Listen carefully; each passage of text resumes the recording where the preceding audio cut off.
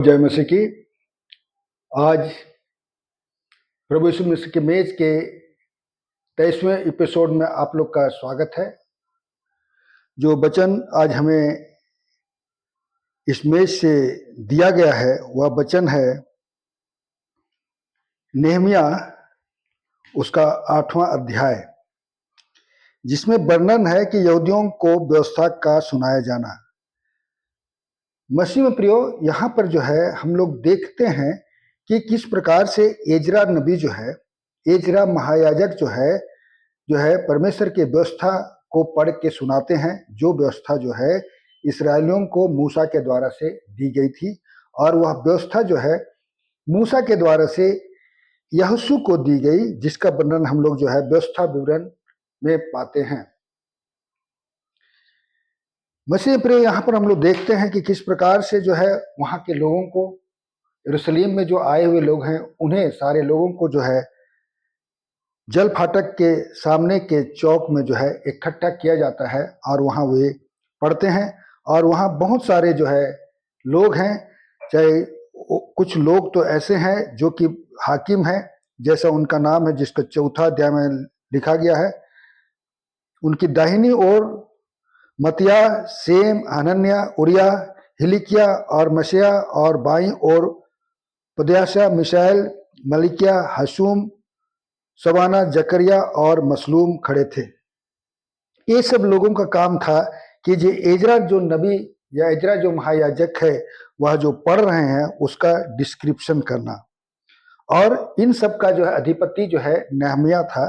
और यह किताब हम लोग पढ़ रहे हैं नेहमिया के पुस्तक, उसका 8वां अध्याय में इस चीज का वर्णन है। जबकि हम लोग बाइबल में देख रहे हैं कि एजरा भी एक पुस्तक है और नेहमिया भी एक पुस्तक है, लेकिन जो है एजरा के बारे में नेहमिया में जो वर्णन है वही बात को हम लोग जो है फिर से एजरा के पुस्तक में भी हम लोग पा सकते हैं, जो कि जो है उसके 7वां अध्याय में हम लोग इसको देखते हैं। और उसी प्रकार से जो यहाँ पर डिस्क्रिप्शन है वही बात वहां पर भी हम लोग पाते हैं। तो जहाँ की मूसा की व्यवस्था के बारे में जो बात हो रहा है उसके बारे में जो है हम लोग देखते हैं कि किस प्रकार से जो है एजरा जो है जब बेबीलोन से आने के बाद में जो है वह जो है उन्हें पढ़ के सुनाता है। तो इस चीज को जो है हम लोग जानने का प्रयास करेंगे कि यह पुस्तक कहाँ से आया। मसीह में प्रियो, हम लोग देखे हैं दूसरा राजा उसका 22 और 8 में जो है हिलिकिया महायाजक ने सपान मंत्री से कहा, मुझे यहोवा के भवन में व्यवस्था की पुस्तक मिली है। यह हिलिकिया महायाजक है जिसको कि जो है यह पुस्तक जो है परमेश्वर के जो दान पत्र है उसमें जो है इसे मिलता है। और इस बात को वह राजा को बताता है और उस समय जो है राजा जो है उसको वहां पर जो है वो लोग उसको पढ़ते हैं और सारा चीज को जो है व्याख्या किया जाता है। उस समय का बात है जब हिलिकिया राजा के समय में, हिलिकिया महायाजक के समय में, हिलिकिया राजा जो है योशिया राजा के समय में हुआ। और योशिया ने जो है इस पुस्तक का विवरण करने के लिए जो है लोगों को से कहा और उसे व्यवस्था का जो है प्रकाशन किया गया। और उन्होंने जो है बहुत अच्छे अच्छे कामों को किया और पुस्तक के आधार पर, मैंने व्यवस्था के पुस्तक के आधार पर जो है उन्होंने अपना जीवन को बिताया। मसीह में प्रियो, अब जो है यह राजा योशिया से के बाद जो है अब ये लोग जो हैं इस्राएली लोग, यहूदी लोग जो हैं बंधुआई में चले गए हैं और वहां पर जो है इसका विवरण जो है हम लोग पाते हैं कि वह पुस्तक जो है अभी भी सुरक्षित है। कहने का मतलब है एजरा जो है एजरा के 7वें अध्याय के पहला ही पद में, हम पहला दूसरा पद में हम लोग देखते हैं, वह सराया का पुत्र था। और सराया जो है जो अजरिया का पुत्र था और अजरिया जो है हिलिकिया का पुत्र था। मतलब हिलिकिया के का पुत्र हुआ अजरिया और अजरिया का पुत्र हुआ सराया और सराया का जो है एजरा होता है। माने इसका जो है एजरा का परदादू जो है, परदादू हिलिकिया याजक होते हैं। और उसी के पास में यह पुस्तक फिर से मिला, जो पुस्तक जो है मूसा भविष्यवक्ता ने यहोशू को दिया था, और वहाँ जो लिखी गई थी वो पुस्तक जो है एजरा के परदादू को मिलता है, और एजरा जो है उसे सुरक्षित रखता है, और उसको केवल सुरक्षित नहीं रखता है, उसको पढ़ता है और उसका ज्ञानी हो जाता है, और उसके आधार पर जो है अपना जीवन को बिताता है। इसको जो हम लोग पाते हैं 6वां पद में, एजरा उसका 6वां पद में, यही एजरा मूसा की व्यवस्था के विषय में जिसे इस्राएल के परमेश्वर यहोवा ने दी थी निपुण शास्त्री था। उसके परमेश्वर यहोवा की कृपा दृष्टि जो उस पर रही, इसके कारण राजा ने उसका मुंह मांगा भर दे दिया। यह एजरा जो है, जो हिलिकिया का परपोता था, वह जो है उस शास्त्र को पढ़ करके निपुण हो गया और उसका डिस्क्रिप्शन कर सकता था। और सबसे बड़ी बात है जो कि 10वां पद में हम लोग देखेंगे, क्योंकि एजरा ने यहोवा के व्यवस्था का अर्थ जान लेने और उसके अनुसार चलने और इस्राएलियों में विधि और नियम सिखाने के लिए अपना मन लगाया। आपके पास बाइबल है, व्यवस्था है, आपको बहुत सारे पब्लिकेशन है, कहीं से भी आपको बाइबल मिल सकता है, प्रचारक लोग दे सकते हैं, उपदेशक लोग दे सकते हैं, आप स्वयं खरीद सकते हैं। लेकिन यहाँ पर जिस प्रकार से एजरा को उसके परिवार से, उसके परदादू से मिला, लेकिन उसने उसे ऐसा ही नहीं रखा।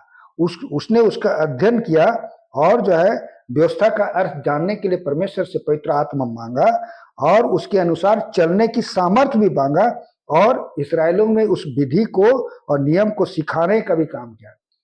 मसीह में प्रियो, हमारा जो दायित्व है, आज भी यह दायित्व हमें बताता है कि यदि हम लोग पिता और पुत्र पवित्र आत्मा के नाम से बपतिस्मा लिए हैं, व्यवस्था को जानने वाले हैं, हमारे पास बाइबल है, तो ना केवल उसे हम लोग पढ़ें, वरन जो है उसके अर्थों का, उनके अर्थ को भी जो है परमेश्वर पिता की अगुवाई में, पवित्र आत्मा की अगुवाई में हमें जान लेना है, और उसके अनुसार जो है अपने जीवन को बिताना है।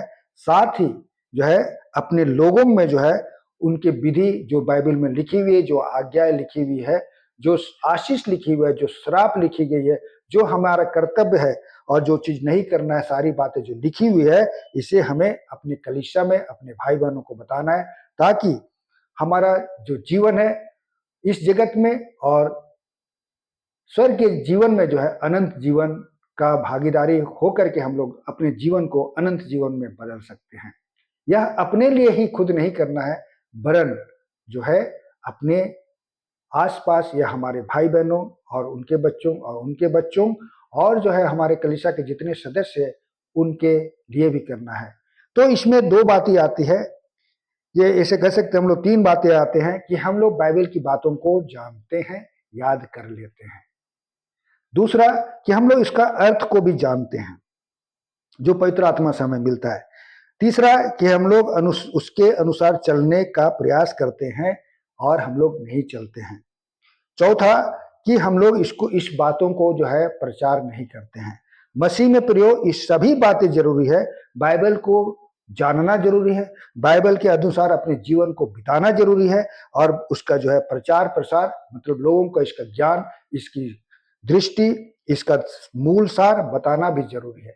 यदि इन चारों जगह में हम लोग कहीं पर भी फेल्योर होते हैं, तो एक सच्चा मसीह होने का हमें शक होगा, डाउट होगा, और हम लोग ये नहीं कह सकते हैं कि अनंत जीवन हमारा इंतजार कर रहा है, यीशु मसीह हमारे लिए कुछ पैरवी करेंगे और हम लोग स्वर्ग के भागीदारी हो सकेंगे। क्योंकि परमेश्वर पिता का यही आदेश है कि सारे जगत में जाकर के मेरे नाम का प्रचार करो, और पिता और पुत्र और पवित्र आत्मा के नाम से बपतिस्मा दो, और मेरे लिए चेले बनाओ।